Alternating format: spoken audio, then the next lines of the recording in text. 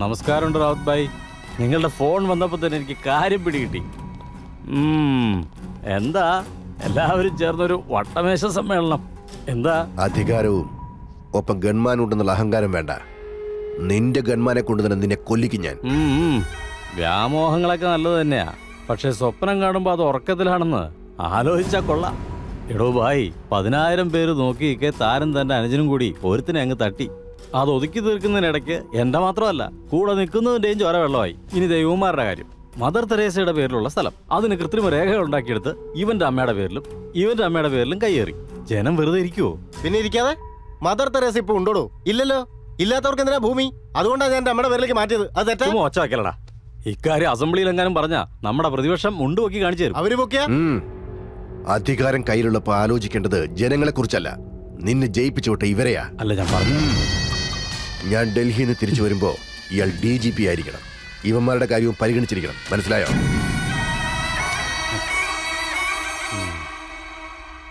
സിദ്ധു സിദ്ധു സിനിമയ്ക്ക് വാ. ഇപ്പൊ പോയ ടിക്കറ്റ് കിട്ടോ? ടിക്കറ്റ്സ് ഒക്കെ എടുത്ത് വെച്ചേക്കുവാ. പോയില്ലെങ്കിൽ വിഷമാവും. ആർക്ക്? എന്റെ ഫാൻസിന്. ഫാൻസോ? നിനക്കോ? ആരാടി അവര്? Venu and party. കൽക്കട്ടയിൽ എന്റെ പവർ നിനക്ക് അറിയാഞ്ഞിട്ടോ? ചുമ്മാ വാടാ വാ.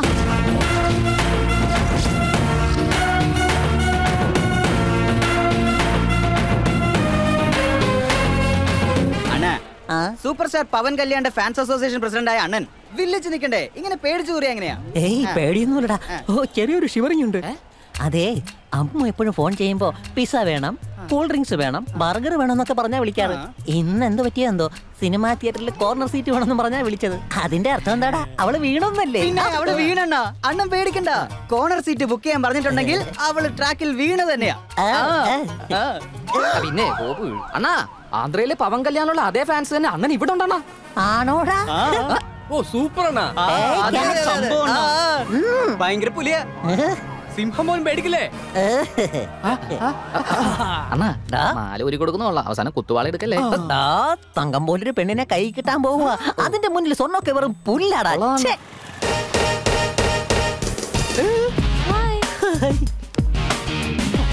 അണ്ണാ, അവള് വളയും തോന്നില്ല. അറം പറ്റുന്ന വർത്തമാനം പറയില്ലേ? പവൻ കല്യാണെ പോലെ ഒരു മെഗാ സ്റ്റാർ വരുന്നുണ്ട്. അത് പൊളിക്കും.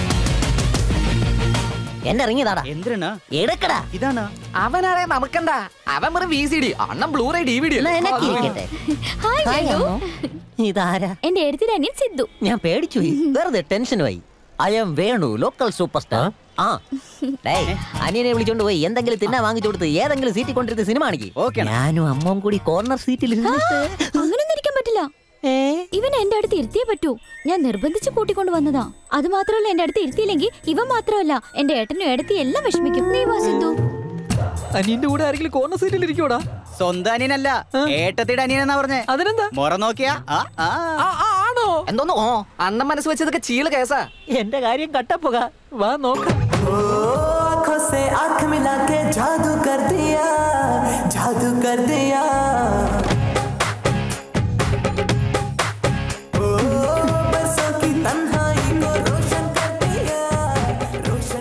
എടാ, അവിടെ എന്താ നടക്കുന്നത് നോക്കടാ. തൊടലും തലോടലൊക്കെ തുടങ്ങിയണ്ണ. ആണോ? കയ്യവിടം വരെ എത്തിയടാ. അവന്റെ കൺട്രോൾ കളയാനുള്ള ശ്രമമാണ്. മാറ്റിനിക്ക് ഇതാണ് അവസ്ഥയെങ്കിൽ ഫസ്റ്റ് ഷോയ്ക്ക് എന്തായിരിക്കും അവസ്ഥ? അവനെ ഞാൻ കൊല്ലും. ഇപ്പൊ തന്നെ പോയി തട്ടിയേക്കട്ടെ. ഇപ്പൊ തട്ടിയ ഫാൻസിന് ബുദ്ധിമുട്ടാകും. ഇന്റർവെല്ലിൽ അവനെ കാച്ചിക്കളയാം.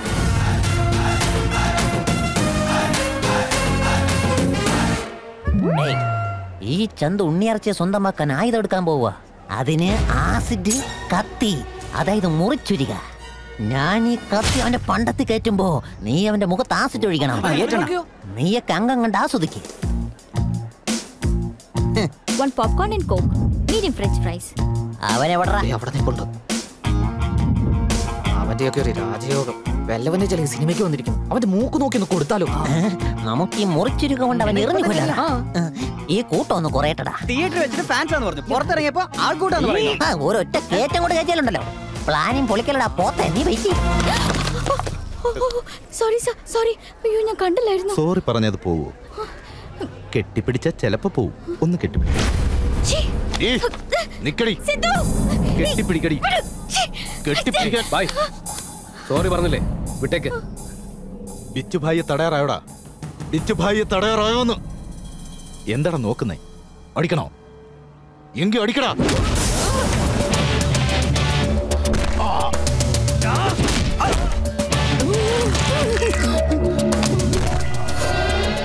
എന്താടാ? ബോഡി എടുക്കാൻ വന്നതാ. എടുത്തോ. ശരിയാട്ടാ. നീ വാ. എന്താണ് നിന്റെ കയ്യില്? Tomato sauce. ഇത് ബ്ലഡ് ആണല്ലോ. എന്നോട് അംഗത്തിന് നിൽക്കേണ്ട സമയം കളയാതെ പോയി സിനിമ കാണ്. കഴിക്കളടാ. ഉണ്ണിയാച്ച പോയി. ചതിച്ചു. അണ്ണാ ഇങ്ങനെ വലിച്ചു കയറ്റിയാ ലിവർ അടിച്ചു പോകും കേട്ടാ. ലിവർ അടിച്ചു പോയാൽ ഞാൻ അമൃത ഹോസ്പിറ്റലിൽ കൊണ്ടുപോയി പുതിയൊരു ലിവർ വെച്ച് പിടിപ്പിക്കടാ. പക്ഷെ എന്റെ ലിവർ അടിച്ചു പോയാ എടാ, നമ്മുടെ നാട്ടിന് നെക്സലിസോ ടെററിസ്റ്റോ ഒന്നും ഒരു പ്രശ്നമല്ലടാ. ബ്യൂട്ടീസോടാ പ്രശ്നം. നമ്മുടെ ഇന്ത്യയുടെ സാമ്പത്തിക സ്ഥിതി തന്നെ തകർന്നോണ്ടിരിക്കടാ. ബ്യൂട്ടീസ് എന്ന് പറഞ്ഞാൽ എന്താണ്? എടാ, പെണ്ണുങ്ങൾ അവരുടെ സൗന്ദര്യം മൂലധനമാക്കി വെച്ച് അവളുമാര് നമ്മളെ പുറകെ നടത്തും. അതാണ് അവളുമാർക്കുള്ള പലിശ.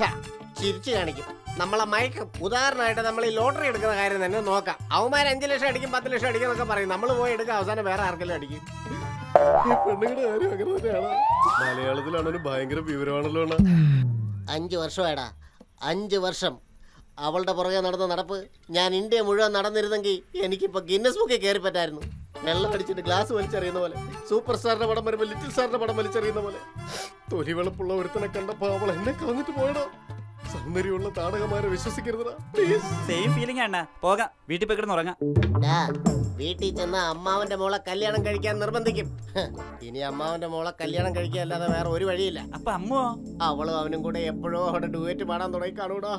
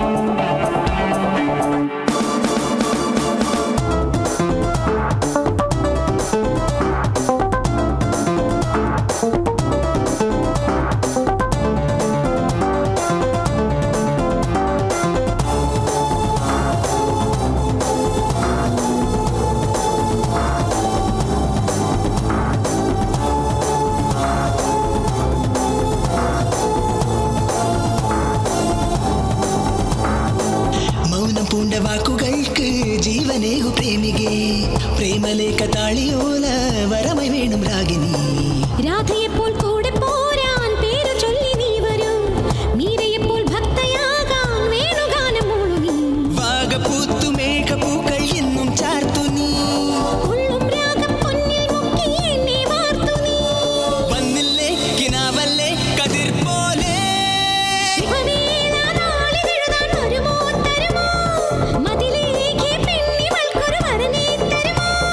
സാഗര വെಂಟಿರ ತೂಮಯಲ್ಲೋ ಪುಂಜಿರಿ ಚಂದಮದೋ ಶ್ರಾವಣ ಸಂಜೆನ ರಂಗಮಲ್ಲೋ ಕಣ್ಣುಗಳು ಶುಭವೇಳ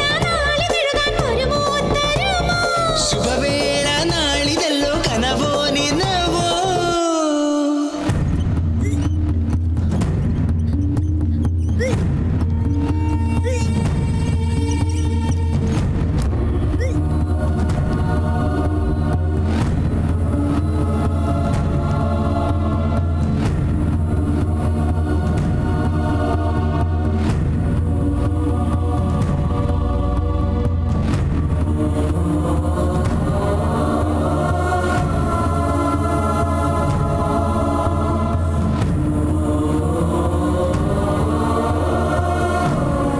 സാറേ ഞങ്ങളുടെ മോക്ക് എങ്ങനെയുണ്ട്? അവള് കണ്ണു തുറന്നു. നിങ്ങൾ അവളുടെ ശരിക്കുള്ള അച്ഛനമ്മയാണ്.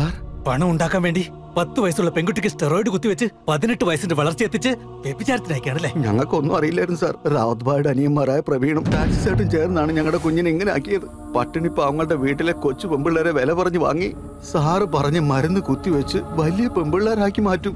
എന്നിട്ട് അവരെ വലിയ വലിയ മുതലാളിമാർക്ക് കൊണ്ടുപോയി വിൽക്കും. ആരും ഒന്നും ചോദിക്കില്ല സാർ. ഈ കൽക്കത്തയിലുള്ള സകല ടാക്സികളും ആ ടാക്സി ചേട്ടന്റെ സാർ. അവന്റെ ടാക്സിയിൽ അറിയാതെ കയറുന്ന എന്റെ മോളെ പോലുള്ള പെൺകുട്ടികളെ പിടിച്ചോണ്ട് പോയി ജോലി വാങ്ങിത്തരാമെന്ന് പറഞ്ഞ് ചതിച്ച് വ്യഭിചാരത്തിനായി വിദേശത്തേക്ക് അയക്കുകയാണ് സാർ. ഇത്രയൊക്കെ നടന്നിട്ടും എന്തുകൊണ്ടാ പോലീസ് കംപ്ലൈന്റ് കൊടുക്കായിരുന്നേ? അവനെ എതിർക്കാനുള്ള ധൈര്യം ഇവിടെ ആർക്കും ഇല്ല മോനെ. നിങ്ങൾക്ക് ധൈര്യമില്ലായിരിക്കാം, എനിക്കുണ്ട്. യെസ്, ഒരു പെൺകുട്ടി പ്രവീണിനെതിരെ തന്ന സ്റ്റേറ്റ്മെന്റ്, ആ കുട്ടിയുടെ ബ്ലഡ് സാമ്പിൾസും DNA റിപ്പോർട്ട്സും. അവനെതിരെ തെളിവുമായിട്ട് ഒരാൾ വരുന്ന ആദ്യമായിട്ടാ. അവനെ അറസ്റ്റ് ചെയ്യാൻ എനിക്ക് ഈ പ്രൂഫ് മതി.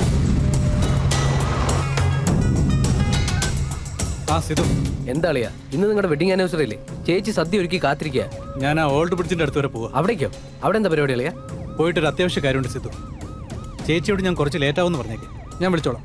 ശരി അളിയാ, എന്നാ ഓക്കെ. എങ്ങോട്ടാ? പ്രവീണിനെ ഒന്ന് കാണണം. യൂണിഫോം ഊരി മാറ്റിട്ട് വാ.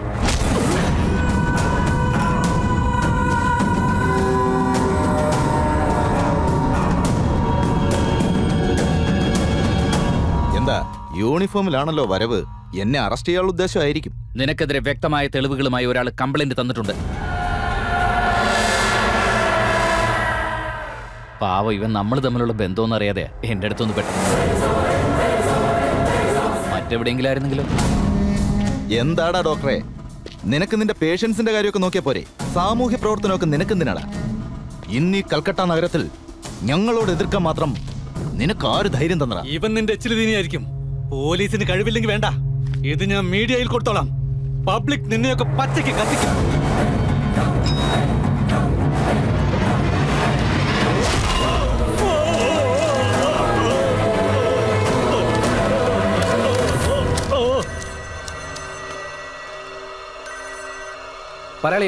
ഇപ്പൊ എന്ത് പറയുന്നടാ ഡോക്ടറെ? ഞാൻ മനുഷ്യനെ വിറ്റാലും കൊന്നാലും എന്നോട് ചോദിക്കാൻ ഇവിടെ ആരും ഉണ്ടാകരുത്.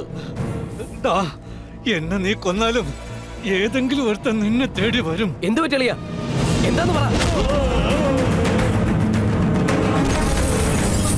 കൊൽക്കട്ട ഞങ്ങളുടെതാ, ഞങ്ങളുടെ മാത്രം.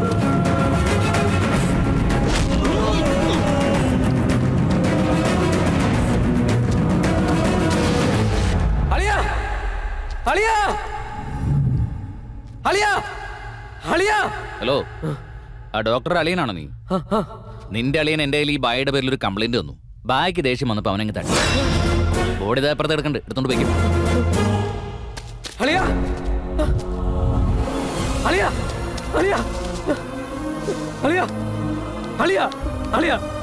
എന്ത് പറ്റി അളിയാ?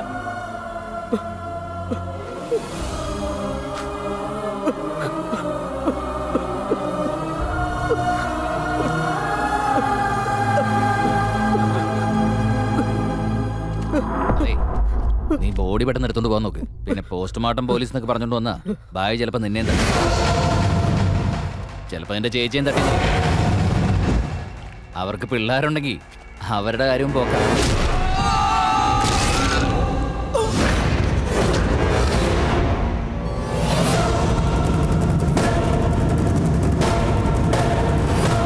പ്രവീൺ എന്ന് പറയുന്നവൻ ആരാടാ ഇവിടെ?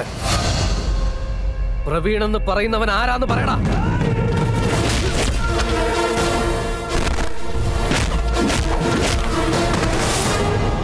ആരാടാ പ്രവീൺ? ഞാനാണ്. എന്താടാ എന്നെ കൊല്ലണോ നിനക്ക്?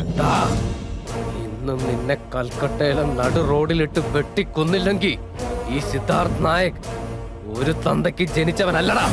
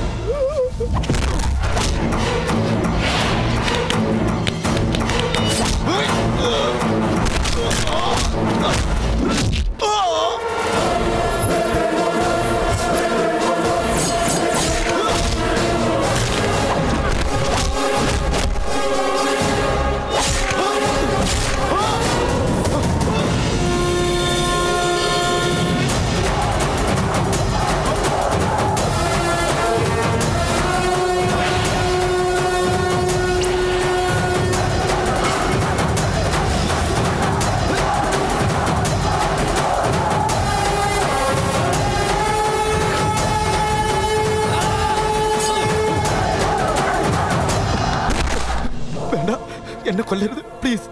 എത്രയോ പേര് ഇതുപോലെ നിന്റെ കാല് പിടിച്ച് കരഞ്ഞിട്ടുണ്ട്. എന്നിട്ട് നീ കേട്ടോടാ.